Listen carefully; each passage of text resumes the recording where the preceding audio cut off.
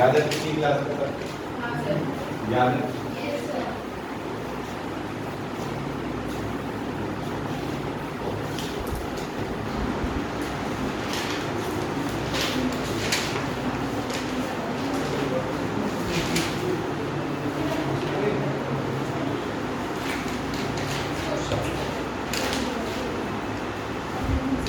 चलिए भाई, तो लास्ट क्लास में हमने जो डिस्कस करा है, सबसे मेन चीजें 5 कोर्सेज आपको पता होने चाहिए। 5 कोर्सेज, रेट, नॉर्मल रिएक्शन सबसे ज्यादा इंपॉर्टेंट, और तीसरा टेंशन।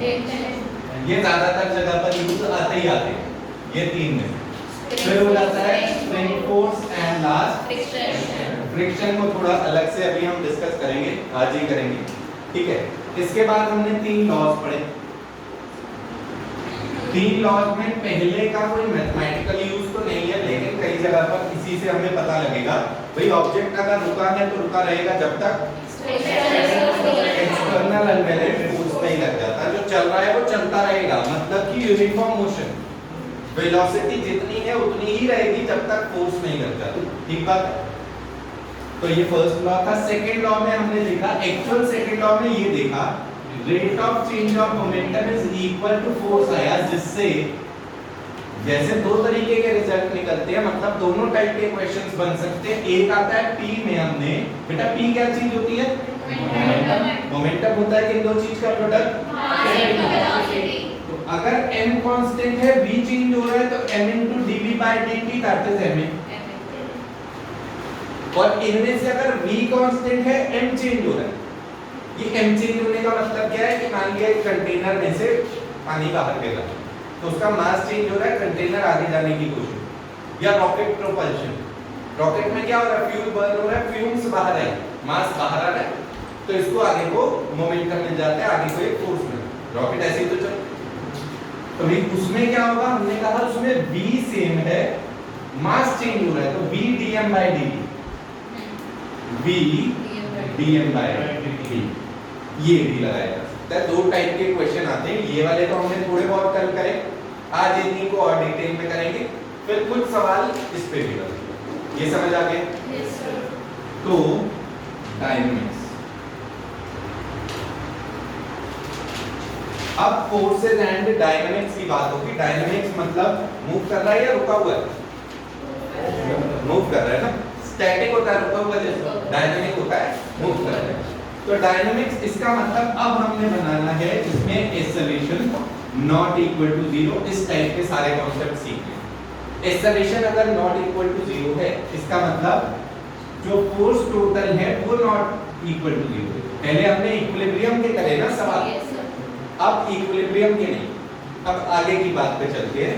तो जब भी कोई नेट फोर्स लग रहा है या नेट एक्सेलरेशन है, तो हमें लगाना है F is equal to ma।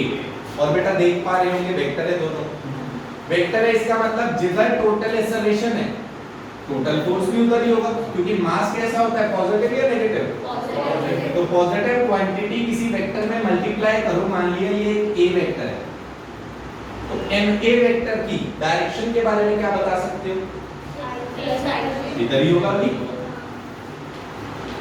अगर a वेक्टर इधर है तो ma भी इधर ही होगा। और लेंथ जो मैग्नीट्यूड है वो अलग अलग हो सकता है।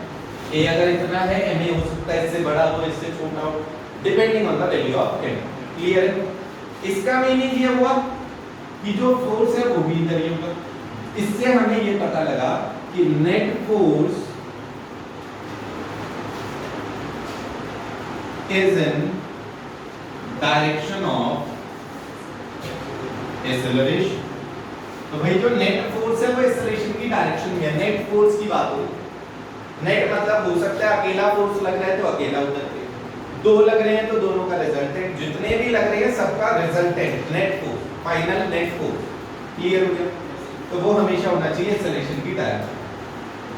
अब इसी पे हम सवाल बनाते हैं अलग अलग। इसका मतलब ये भी हो गया, दैट मींस कि all forces in direction of A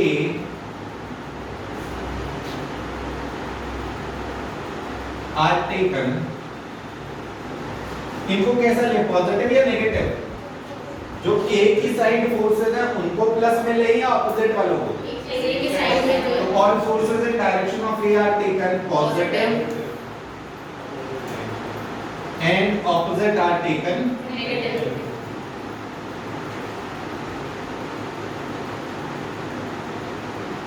इसके बाद हम लगा देते हैं कि टोटल फोर्स जो है वो m इंटू ए के बराबर है। क्लियर हो गया? ठीक है। जैसे कि क्वेश्चन पहला हम इस तरीके से कर सकते हैं, दिस इज एन ऑब्जेक्ट, आगे फोर्स लग रहा है, ये सिंपलेस्ट पहला सवाल देना ही होता है। धीरे धीरे नेक्स्ट पे बढ़ेंगे। पहले से शुरू करो भैया। मास गिवन है 5 kg and force is 20 Newton. हमने कहा फ्रिक्शन नहीं है। छोटा f किसके लिए यूज कर रहे हैं मोस्टली हम? तो फ्रिक्शन अगर नहीं है, आगे f फोर्स लगाया।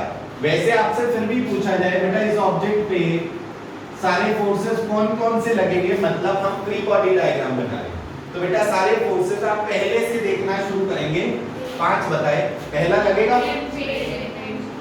दूसरा इधर, क्योंकि कॉन्टैक्टिंग सरफेसेस हमेशा एक दूसरे को क्या करते हैं, पुश या पुल? पुश करते हैं। तो इस ग्राउंड नहीं है, इस सरफेस ने ऑब्जेक्ट को ऊपर पुश करा, ऑब्जेक्ट ने सरफेस को नीचे पुश करा। तो ये नहीं लग गया। और फोर्स कोई फ्रिक्शन कह रहे हैं नहीं, स्प्रिंग अपने को दिया नहीं, स्प्रिंग अपने को दिया नहीं। बताइए गिवन फोर्स F। तो चलने के चांसेस किधर हुए इसके? आगे को। इसका मतलब एक्सेलरेशन इधर कहीं आएगा। इससे हम लिख देंगे F is equal to ma। That means हमने कहा x डायरेक्शन की ये इक्वेशन है, y डायरेक्शन की अलग लगेगी। हम हमेशा F इक्वल टू ma दोनों परपेंडिकुलर में अलग अलग लगा सकते हैं। Those are independent directions. x की ये लगा दी इक्वेशन, y की इक्वेशन बता पाओगे क्या है?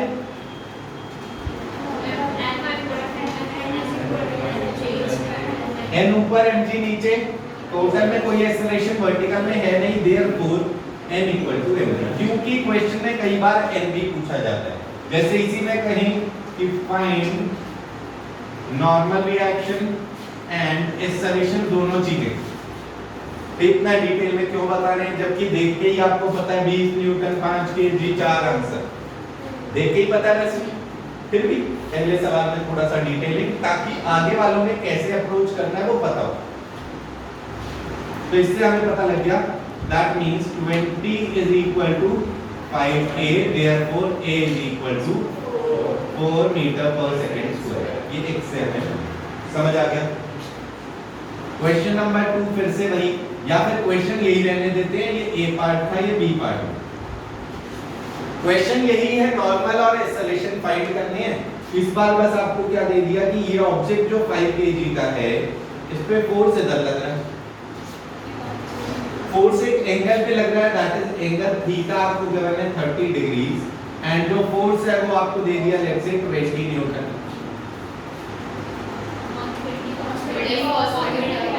तो फोर्स के कंपोनेंट करने हम सीख चुके हैं। जिधर बेस आता है, जो भी वेक्टर के कंपोनेंट करने हैं उसको हाइपोटेन्यूज मान के दो परपेंडिकुलर डायरेक्शंस बनाई जाती हैं, ये हो गई और ये हो। इनमें से बेस किसको कहेंगे, तो हॉरिजॉन्टल से या वर्टिकल? और बेस की तरफ कौन सा कंपोनेंट? cos theta. कौन सा? और वर्टिकल में कौन सा आएगा?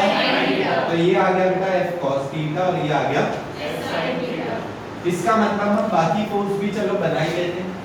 गिवन फिर से वही है, फ्रिक्शन नहीं है। अभी वाले सवालों में फ्रिक्शन की बात नहीं करते, यही दे देते हैं f स्मॉल f g। तो बेटा फिर से ऑब्जेक्ट पे लगने वाले सारे फोर्सेस, नीचे mg, ऊपर नॉर्मल, इधर f cos थीटा, चलो वैल्यू ही लगते हैं। cos 30 बेटा कितना? √3/2, और गड़बड़ करोगे तो पिटाई होगी, ठीक है? cos 30 √3/2, 1/2 नहीं करना। तो 20 into √3/2 दैट इज, अच्छा ऊपर भी एक कंपोनेंट है लेकिन f sin theta that is 20 into sin 30 कितना? तो वो है 10 न्यूटन। यहीं पे हम नॉर्मल सही से निकालना सीख ले तो आगे फ्रिक्शन में दिक्कत नहीं होगी। तो इसमें आपको इसलिए सवाल में साथ में नॉर्मल भी दिया है। पहला क्या आया बेटा, चलने के चांसेस हॉरिजॉन्टल में, फोर्स कितना है हॉरिजॉन्टल में? F in x direction is 10 root 3 is equal to m into a, that is 5a. Therefore a is equal to आ गया 10 root 3 upon 5, that is unit हमें पता ही है मीटर। ये हुआ x में। फोर्स इन y डायरेक्शन, ऊपर वालों को चलो पॉजिटिव मान लेते हैं, नीचे वालों को नेगेटिव। बताओ क्या कह रहे हो? y में ये तीसरा फोर्स छोड़ दिया ना फिर से। वर्टिकल में कितने फोर्स है देखो तो किधर जाएगा? ये जो वर्टिकल कंपोनेंट भी तो लिखा ये वाला कहां से आया था? f sin थीटा से। किसमें ऐड होगा किसमें सब्ट्रैक्ट? तो आ गया भैया n + 10 - mg और इक्वल टू होना चाहिए कितना? 0। तो दिस मींस n + 10 - mg कितना है बेटा? 5 × 10 ही मान लेते हैं। Therefore n is equal to आ गया 40 न्यूटन। समझ गए सभी? Yes sir।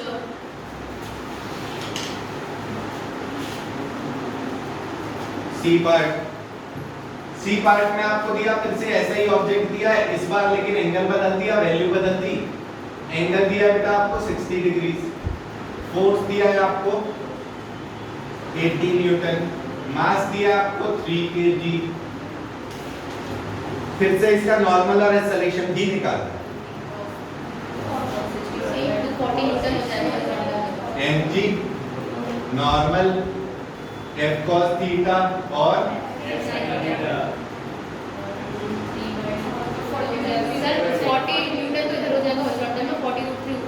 तो इसका मतलब ये हो गया कितना? f cos थीटा, cos 60 होता है और बेटा 80 × 1/2 ये हो गया 40 और ऊपर हो गया नीचे जो वेट है वो कितना है? mg that is 30 और ऊपर है एक नॉर्मल हमने बना। अब इससे देख के बता सकते हैं नॉर्मल कितना होगा?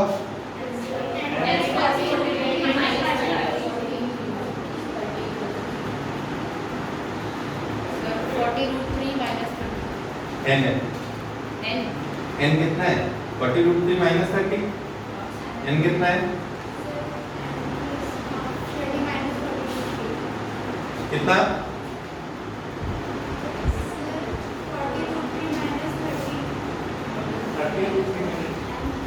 बोलो तो ये कितना आएगा?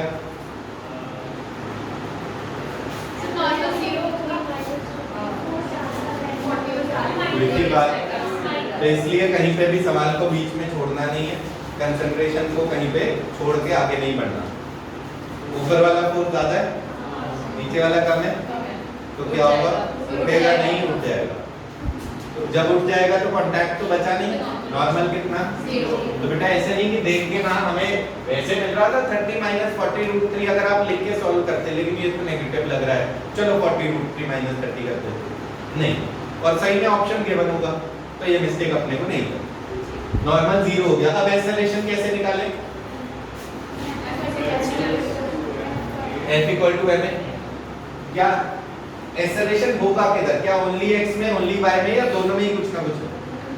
दोनों में ही थोड़ा बहुत। तो फोर्स इन x डायरेक्शन जो है वो है 40, वो हो जाएगा m × ax, that means ax की वैल्यू पता लग गई 40/m, m के बने 3, तो 40/3। फोर्स इन y डायरेक्शन बेटा किधर चलने वाला है? ये y में ऊपर या नीचे? टोटल फोर्स अपवर्ड में कितना होगा बेटा? टोटल अपवर्ड में अगर मैं देखूं तो ऊपर 40√3 है, नीचे 30 है, इसलिए equal to m × ay। Therefore ay की वैल्यू कितनी आ गई? 40√3 - 30/3 ये आया। ax और ay मिल गए, ठीक है भी। हमने नंबर्स थोड़े से अजीब किए हैं, जिससे ये भी एग्जैक्ट कोई इंटीजर नहीं मिल रहा, ये भी एग्जैक्ट इंटीजर नहीं मिल रहा, लेकिन इसके बाद सॉल्व करने पे ना ऑप्शंस मोस्टली आपको ऐसे ही गिवन होंगे कि आपको जब सॉल्व करके निकालना है a = अब क्या होना चाहिए? अगर x में भी है और y में भी है तो a होना चाहिए √ax² + a, ठीक है। तो इसको सॉल्व करके निकालना होगा। और हम आपको बार बार बताते हैं कॉम्पिटिटिव एग्जाम्स लाइक नीट और जेई हर सवाल में ऐसा नहीं करेंगे कि आपको कैलकुलेशन चेक कर रहे हैं। जिसमें ये कॉन्सेप्ट चेक कर लिया तो आगे कैलकुलेशन चेक करने की गुंजाइश नहीं छोड़ेंगे। ऑप्शंस 4 ऐसे ही दिए जाएंगे। एक ऑप्शन तो एक्सेलरेशन का सही में वही मिलेगा जो आप बोल रहे थे। कितना मिलेगा 40 हॉरिजॉन्टल नहीं मिलेगा, केवल 40/3 एक्सेलरेशन का मिल जाएगा। नॉर्मल का मिल जाएगा 40√3 - 30। तो आपको ऑप्शन से ही चेक कर लेंगे, अदरवाइज अप्रॉक्स कैलकुलेशन करनी भी आनी चाहिए। 40/3 वैसे होता है 13.33, इसकी भी आप अप्रॉक्स निकालना चाहो तो निकाल सकते हो। 40 × √3 बेटा √3 की वैल्यू 1.73 × 40 करना हो तो वर्बली कर सकते हैं या लिखना पड़ जाएगा। 17 × 4 करना है, 17 डबल करोगे तो 34 आ जाएगा, उसको डबल करोगे तो 68 आ जाएगा। ठीक है, तो इसका मतलब और लेकिन हमने 1.7 का करा तो 0.03 हमने छोड़ दिया इसमें जब ये करा था। 0.03 × 40 जब करोगे तो आएगा 1.2 और मतलब 68 और 1.2 69.2 ये आपकी एग्जैक्ट कैलकुलेशन है। 1.73 था, ठीक है। क्या 1.73 × 40 करना हो तो लिखोगे या वर्बली कर लोगे? तो वर्बली करने के लिए आप ऐसा कर सकते हो, 1.7 × 40 अलग से कर दो और 0.03 × 40 अलग से कर दो। 17 × 4 करना इजियर है। 1.7 × 40 मतलब 17 × 4। 17 को डबल करो बेटा, बिना लिखे 17 को डबल करो जरा, उसको डबल करो, आ गया ना 17 × 4 68। फिर बचा क्या 0.03 × 4 मतलब हो गया 0.03 × 40 मतलब हो गया बेटा 0.3 × 4 4 3 12 1.3 1.2 हुआ तो 68 + 1.2 दैट इज 69। तो अगर इसको आपने लिखना भी हो तो ये आएगा 69.2 - 30/3। सॉल्व कर सकते हैं, 30 माइनस करा 39 बचा, 0.2 को माफ भी कर सकते हैं। इसके बाद 39/3 हमें पता है 13 ये हो गया। तो ये है भाई 13.33 और ये है 13 चलो 1 तक मान लिया। तो आसपास की वैल्यू है ना। अगर 13 और 13 ही होता तो कितना आंसर आता रिजल्टेंट का? अगर 13 और 13 होता है, x में भी 13 y में भी 13 तो रिजल्टेंट 13√2 तो आगे अप्रॉक्स 13√2। नाउ 13 × 1.4 करेंगे। सुनो ये भी करना, 13 × 1.4 करना है। 13 × 1 अलग करो और 13 × 0.4 अलग करो। 13 × 1 13 हो गया तो 13 में कितना जोड़ना है? 13 × 0.4 कर दोगे, 13 डबल करो 26, 26 डबल करो 52 तो मतलब 13 × 0.4 होगा 5.2। ठीक है, तो 13 × 1 था 13 × 0.4 है 5.2 तो आया आपके पास 18.2।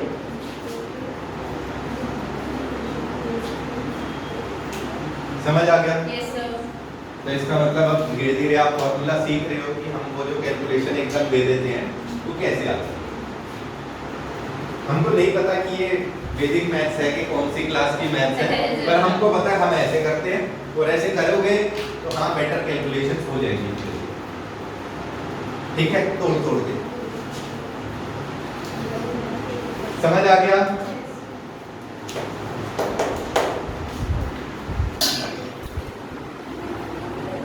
चलो ये तो अकेले अकेले ऑब्जेक्ट दे दिए। ठीक है, अब हम बढ़ते हैं 2 ऑब्जेक्ट वाली कहानी में जो आप पुली वाला सिस्टम सुनते आए हैं, पहले देखा भी है। पुली वाले सिस्टम के सवाल करने आते हैं। अब आ जाए, अब आ जाए और बढ़िया से आएंगे, बिल्कुल ऐसे लगेगा हलवा तो है, क्या दिया है कुछ भी नहीं। तो फाइंड एक्सेलरेशन, वही सिंपलेस्ट जो आपको पुली दी जाती है, इसमें एक ब्लॉक दे दिया जाता है M1 है, दूसरा दे दिया जी M2 है। एंड क्वेश्चन में बता दिया कोई एक ज्यादा दूसरा कम, तो मान लिया M1 ग्रेटर देन M2 बता दिया था, तो जो भारी वो तो हमें ये आ गया कि ये A से नीचे जा रहा है, ये A से ऊपर जा रहा है। ए से ये नीचे ये ऊपर। अब फोर्सेस बनाओ, इसकी हमें अलग से लिखो, उसकी अलग से लिखो। लेकिन ना हमारे पास वेरिएबल्स दो आ जाते हैं अगर दो ऑब्जेक्ट है। एक वेरिएबल तो ए है, दूसरा आएगा बेटा ये धागा बंधने से क्या हुआ, बहुत टेंशन। तो नीचे फोर्स m1g और ऊपर इस पे और ऊपर ये पक्का पता है ना ऊपर ही लग रही होगी। क्यों ऊपर कह रहे हो भाई? कौन सा कौन होता है? पुशिंग क्यों कह रहे हैं? धागा बांध के तो खींचेंगे, धक्का कैसे दोगे? ये धागा बांधा और ऐसे धक्का देंगे चला के, तो धागा बेचारा स्लैग हो जाता है इसलिए। ठीक है, जब भी स्ट्रिंग बनाने का मतलब ये है थिन स्ट्रिंग, रोप और थ्रेड। थिक रोप की बात नहीं हो रही। थिक रोप से कभी कभी धक्का भी दिया जा सकता है। भाई थोड़ी सी थिक रोप ले ली और ऐसे आगे को धक्का दे दी, जिससे भैंसों को मारते हैं तो धक्का भी। तो ये फोर्सेस बन गए। और जो हमने पहले सीखा अगर वो सही से सीखा तो यहाँ भी लग जाएगा। इसका एक्सेलरेशन बेटा किधर है और इसका इक्वेशन लिख पाएंगे? नीचे एक्सेलरेशन तो फोर्स कौन सा ज्यादा बेटा? सुन मत किसकी, गलत बताएंगे नंबर कट पाएंगे। देखो एक्सेलरेशन नीचे है तो फोर्स कौन सा ज्यादा, नीचे वाला या ऊपर वाला? ऊपर वाला वैसे बढ़िया है भाई, कितनी बार बताएं? ठीक है भाई, जिधर नेट फोर्स होगा उधर ही एक्सेलरेट होगा। दो ही फोर्स है तो जो जीतेगा उधर ही एक्सेलरेशन जाएगा। तो इसका मतलब फोर्स कौन सा ज्यादा है इसमें? तो इक्वेशन क्या बनेगी? पहली इक्वेशन इसकी क्या बनेगी? एक्सेलरेशन ऊपर है,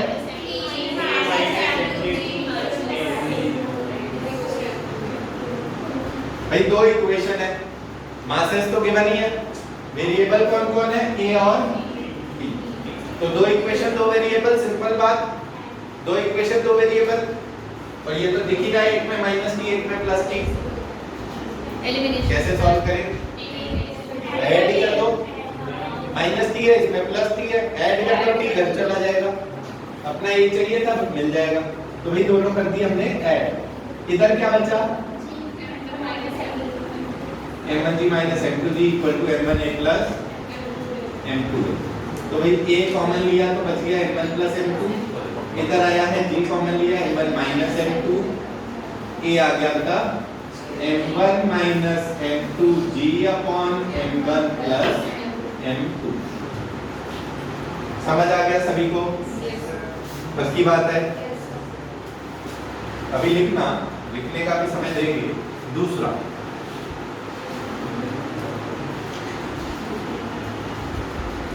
m1 m2, ठीक है। जैसे ये नीचे तो ग्रेविटी है ही ना, निकालना वही है जो पूछा गया पहले, एक्सेलरेशन। तो एक्सेलरेशन निकालने के लिए हमें पता है भाई कौन किधर चलेगा, नीचे वाला नीचे, ऊपर वाला आगे। तो ये अगर नीचे आया तो ये आगे आएगा।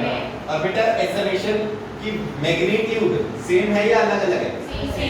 क्यों? क्योंकि उसी धागे से बंधे हैं। तो ये जितना नीचे आएगा उतना ये ठीक है।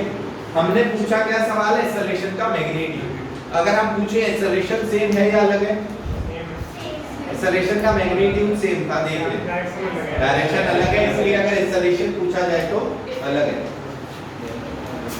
मैग्नीट्यूड सेम है, डायरेक्शन इसकी नीचे है इसकी आगे, एक्सेलरेशन वेक्टर क्वांटिटी है। तो भाई ठीक है। अब फोर्सेस Jm2 और Jm1 अपने को बताइए। इस पे m2g नीचे और हाँ रोहित बताएगा। रोहित इस पे फोर्सेस बताओ सारे। नीचे m2 आएगा और धागा बताया तो उससे क्या होगा? स्ट्रिंग धागा। देख हम सीखने हैं, ये देख कहानी सुनने दुनिया है ना, सर पे लगे हुए बोले जा रहे बढ़िया बोलते हैं। और क्या लगेगा साथ में? भाई यहाँ पे m2g लग रहा है, आपको बुला रही है लेकिन ऊपर धागा है वो क्या करेगा, धागा तो रोकने की कोशिश कर रहा है ना, तो जो नीचे जाना चाह रहा है उसको कैसे रोकना है, ऊपर को टेंशन। स्ट्रिंग धागा थ्रेड जहां भी बंधा है हमेशा पुल करेगा सबको, तो इसको ऊपर टेंशन में लीजिए।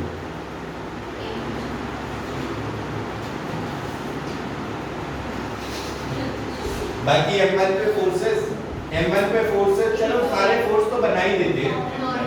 M1 जी सरफेस की वजह से नॉर्मल और धागा आगे को है, ठीक है। एक्सेलरेशन की डायरेक्शन में जो नेट फोर्स होता है वो निकालना होता है। M2 के लिए इक्वेशन बनेगी बेटा, ये M2 की, M2 की इक्वेशन बनेगी F2g minus C equal to M1 की इक्वेशन बता दो। M1 जिधर एक्सेलरेशन है बेटा उधर के फोर्सेस, M1 में जिधर एक्सेलरेशन है उधर के फोर्सेस, अकेला T तो है, mg और n तो ऊपर नीचे है वो तो नहीं चलाएंगे, तो दूसरी आगे वही T is equal to minus T plus T, add ही कर देते हैं, तो ऐड कर दी दोनों equation, m2g equal to m2a plus a लिया कॉमन तो आ गया, therefore a is equal to m2g upon, समझ गए, ठीक है। सवाल देखो और भी किसी की वैरायटी चेंज करी जाती है, फिर तीसरा इस तरीके का बनाया जा सकता है कि हमने क्या कर दिया इस बार, इंक्लाइंड प्लेन भी बीच में ले आए, इधर है M1, इधर है। देखो एक आधा पॉइंट और भी दिया जा सकता था जो इसके और इसके लेवल के बीच में है, पर ठीक है अब हमें पता है आप कर सकते। तो इधर M1 इधर M2, ये थीटा, गिवन फिर से वही M2 is greater than M1 दे दिया, ये रुका हुआ है पूरा, तो इसका मतलब ये खाली है, A से नीचे जाएगा, ये A से M2 पे लगने वाले फोर्सेस कौन कौन है, ये M2 बना दिया और ये एंगल पे हमने बना दिया M1। M2 पे बेटा सिंपल वही वेट M2g और ऊपर M1 पे कंपोनेंट करने के साथ ही बता दो सारे, पहला तो M1 भी नीचे लगता है पर उसके हम कंपोनेंट करते हैं, होगा cos थीटा और sin थीटा होगा, लेकिन किधर होगा ये भी बताओ। sin थीटा सरफेस पे पैरेलल चला जाएगा, परपेंडिकुलर में cos थीटा, ये ऐसे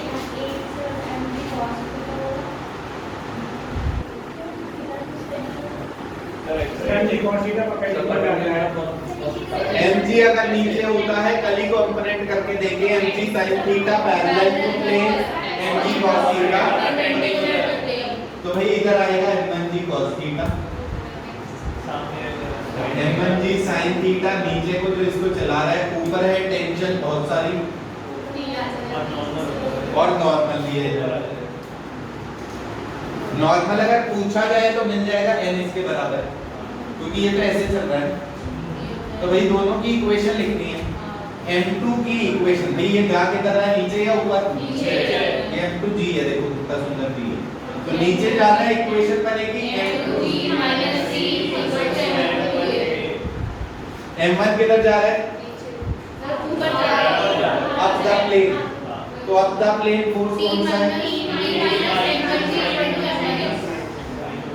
m1g sin थीटा आ जाएगा, फिर से करना क्या, दो इक्वेशन है, दो वेरिएबल है, एक में प्लस टी एक में माइनस टी, तो क्या करें ऐड कर, दोनों इक्वेशन हमने कर दी ऐड, दोनों इक्वेशन ऐड करने के बाद टी फिर से चले गए, m2g minus m1g sin theta is equal to m2a plus m1a, तो a मिल गया, a मिल गया g into m2 minus m1 sin theta upon m1 plus, clear है, ठीक है भाई। तो ये इसके भी हमने 3 पार्ट कर लिए, ये हमारा जो बेसिक मेथड है उसी से हमने करे, अभी सिखाएंगे इसमें एक और मेथड जिसमें हमने ये इक्वेशन भी नहीं लिखी, सीधा आंसर लाना, ठीक है। Yes, sir. चलो अभी इतना नोट कर लीजिए।